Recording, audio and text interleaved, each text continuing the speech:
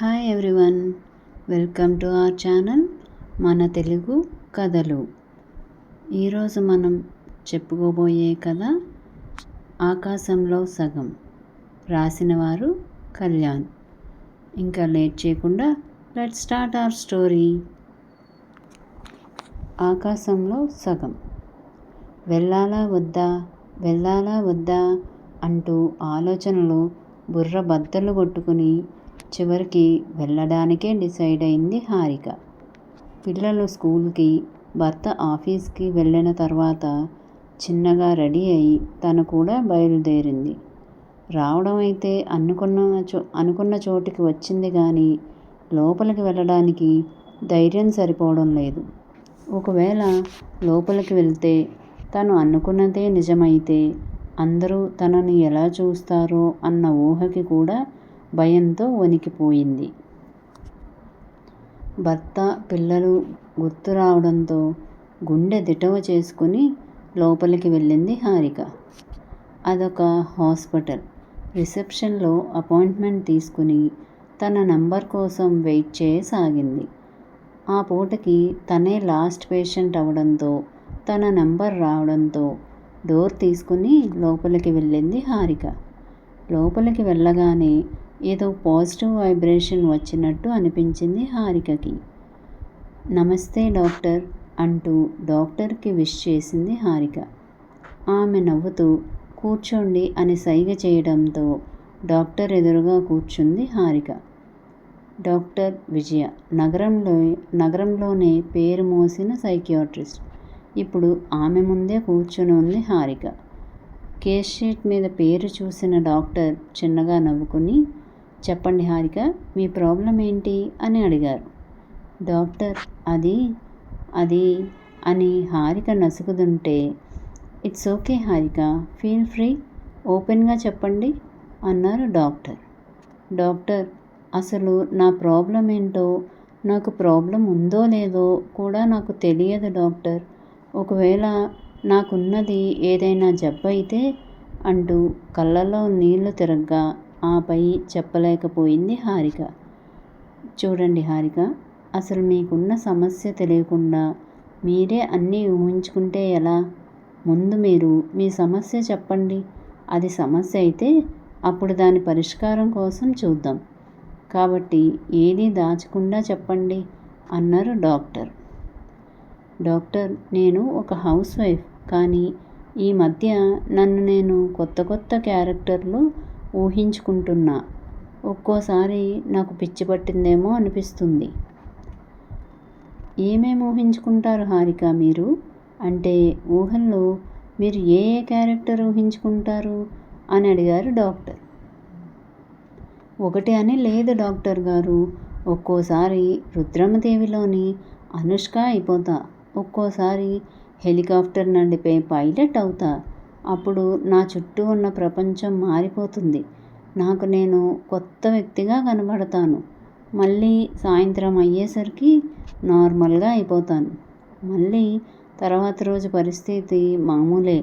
కానీ నా ఊహల్లో నా పాత్ర ఎప్పుడూ కూడా నాకు చాలా గొప్పగా అనిపిస్తుంది అని చెప్పి, ఏమైంది డాక్టర్ గారు, నిజంగా నాకు పిచ్చి పట్టిందంటారా?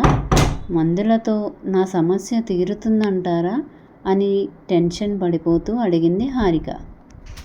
హారిక గారు, ముందు మీరు నాకు కొన్ని విషయాలు చెప్పండి. అసలు మీకు ఇలా ఊహలు ఎప్పటి నుండి ఉన్నాయి అని అడిగారు డాక్టర్. సరిగ్గా గుర్తులేదు కానీ చిన్నతనం నుండి ఉన్నాయి డాక్టర్ అని చెప్పింది హారిక. సరే, మరి ఎప్పుడెప్పుడు ఈ ఊహలు రాకుండా ఉంటాయి? మీ పిల్లలు ఏం చదువుతున్నారు? మీ వారు ఏం చేస్తారు అని వరుసగా క్వశ్చన్ చేశారు డాక్టర్. మా వారు జాబ్ చేస్తారు డాక్టర్, ఇంకా మా పిల్లలు స్కూల్కి వెళ్తున్నారు అని చెప్పింది హారిక. అంటే ఇంట్లో మీరు ఒక్కరే ఉంటారా? మరో క్వశ్చన్ అడిగారు డాక్టర్. అవును డాక్టర్, సమాధానం చెప్పింది హారిక. సరే అంటూ డాక్టర్ కాసేపు ఆలోచించి, చూడండి హారిక, మీకు ఏ సమస్య లేదు. మీకే కాదు, దాదాపు ఒంటరిగా ఉండే ప్రతి స్త్రీ తన లైఫ్లో ఎప్పుడో ఒకప్పుడు అనుభవించే పరిస్థితి మీరు ఇప్పుడు ఫేస్ చేస్తున్నారు. పెళ్ళైన తర్వాత ప్రతి భార్య భర్తే లోకంగా ఉంటుంది. భర్త కూడా భార్యని చాలా ప్రేమగా చూసుకుంటారు. అంటే తర్వాత ప్రేమ ఉండదని కాదు, కానీ బాధ్యతల నడుమ ప్రేమ చూపించే సమయం తగ్గిపోతుంది. అప్పటిదాకా భర్త ప్రేమ చూసిన భార్య సడన్గా ఒంటరిగా అయ్యాను అనే భావనలోకి వస్తుంది. ఒక్కోసారి భర్త లేట్గా వస్తారని తెలిసినా కూడా భర్త కోసం ఎదురుచూసి ఫుడ్ కూడా తినాలని అనిపించదు. ప్రపంచంలో తమకు ఎవరూ లేరు, ఒంటరి అనే భావనతో కొట్టుకుంటారు.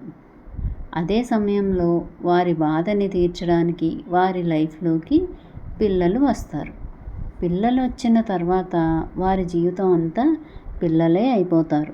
అప్పుడు భర్త ప్రేమ కూడా కోరుకోనంత బిజీగా ఉంటారు. ప్రతి క్షణం బిడ్డ గురించే ఆలోచిస్తారు, బిడ్డ గురించే తపిస్తారు.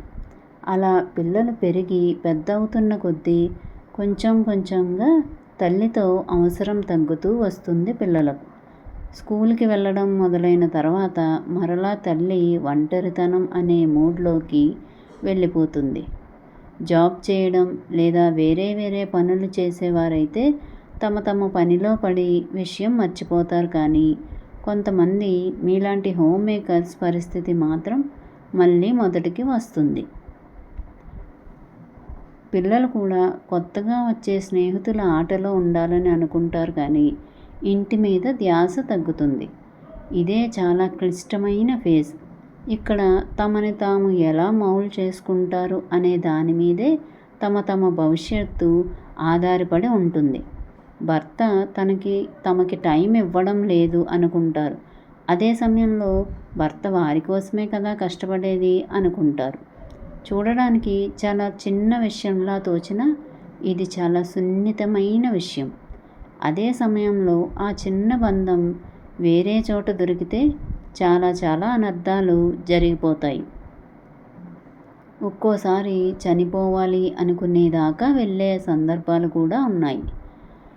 అందుకే కుటుంబంలో భార్య భర్త తమకు అంటూ కొంచెం సమయం తీసుకోవాలి. తప్పకుండా తమ భాగస్వామి తన నుండి ఏం కోరుకుంటుంది అన్న విషయం తెలిస్తే చాలు. చిన్న చిన్న ఆనందాలు, కాసేపు అలా సరదాగా మాట్లాడుకోవడం, కాసేపు ఇద్దరూ ఏకాంతంగా కూర్చోవడం, ఇలా ఎప్పుడో ఉదయం వెళ్తే రాత్రి నిద్రపోయే టైంకి ఇంటికి వచ్చి మాట్లాడుకునే సమయం లేక ఉండే జంటలకు తప్పనిసరిగా తమ కోసం ఇలా టైం తీసుకోవాలి. ఇద్దరిలో ఎవరో ఒకరు ఒక అడుగు ముందుకు వేసి తమ బంధం దృఢంగా చేసుకోవాలి. అలానే మన కోసం మనం చేసుకోగలిగిన మరికొన్ని ఏంటంటే, ఇలాంటి సిచ్యువేషన్ ఉన్నప్పుడు మనకు ఉన్న దారులు. ఒకటి, మన ఇంట్లో ఉండే పెద్దవాళ్ళు. అవును, పూర్వకాలంలో పెద్ద కుటుంబం వల్ల ఉన్న ఉపయోగం ఇదే. ఎక్కడా కూడా ఒంటరిగా ఉన్నాం అనే బాధ, భయం ఉండేది కాదు వాళ్ళలో. ఇప్పటి కాలంలో అది కొంచెం కష్టం. కాబట్టి ఉన్న రెండో దారి స్నేహం. మనసు పంచుకునే మంచి స్నేహం ఉంటే ఒక స్నేహం 100 మంది మనుషులతో సమానమవుతుంది. మన మంచి, చెడు, బాధ, భయం అన్నీ పంచుకునే నేస్తం ఉంటే చాలు. ఒంటరితనం పరుగు పెడుతుంది మన నుండి. ఇంకా హారిక, మీ విషయంలో మీరు మీ పాజిటివ్ ఆలోచనలను మీ ముందుకు వస్తున్న ఊహలుగా చూస్తూ మీ ఒంటరితనాన్ని పోగొట్టుకుంటున్నారు. ఇది అసలు సమస్యే కాదు. ఇన్ఫ్యాక్ట్ మీ సమస్యకి మీరు ఎంచుకున్న మెడిసిన్ మీ ఊహలు. అసలు మీరు నా వరకు రావాల్సిన అవసరం కూడా లేదు. మీరు పూర్తిగా 100% ఆరోగ్యంతోనే ఉన్నారు. కాబట్టి మీ మెడిసిన్ మీరే. నిజంగానా డాక్టర్? నాకే జబ్బు లేదా? చాలా చాలా చాలా థ్యాంక్ యూ డాక్టర్. చాలా రోజులుగా నాకేమైందో అన్న బాధ, భయంలోనే ఉన్నాను. ఈరోజు ప్రశాంతంగా ఉంది నాకు. Thank you so much doctor అంటూ వెళ్ళడానికి డోర్ ఓపెన్ చేస్తుంటే, హారిక గారు, మరి రేపు హారిక చూసే కొత్త క్యారెక్టర్ ఎవరై ఉంటారు అని చిన్నగా నవ్వుతూ అడిగారు డాక్టర్. డాక్టర్ హారిక డాక్టర్ అంటూ నవ్వుకుంటూ వెళ్ళిపోయింది హారిక తన ప్రపంచానికి. మా వీడియో కనుక మీకు నచ్చినట్టయితే లైక్ చేయండి, కామెంట్ చేయండి, సబ్స్క్రైబ్ చేయండి, బెల్ కొట్టండి.